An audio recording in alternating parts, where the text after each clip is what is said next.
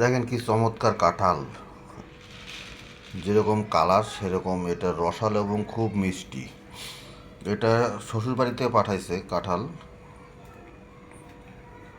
আমরা যাইতে পারি নাই অনেক দূরে, এই জন্যে কাঁঠাল পাঠাই দিছে। এখন এগুলো উঠানো হয়েছে, আমরা খাবো। এই যে দেখেন এখানে আরো দুইটা আছে, এই যে পাইকে গেছে। এখানে আরো দুইটা কাঁঠাল, এগুলো পাকছে। এখন ওই কাঁঠালগুলো এই মুড়ি দিয়ে খাবো। মুড়ি দিয়ে কাঁঠাল খাইতে আমার খুবই ভালো লাগে। তা আপনারা কে কে কাঁঠাল মুড়ি দিয়ে খাইতে পছন্দ করেন বা কীভাবে খাইতে পছন্দ করেন কমেন্টস করে জানাবেন। সবাই ভালো থাকবেন।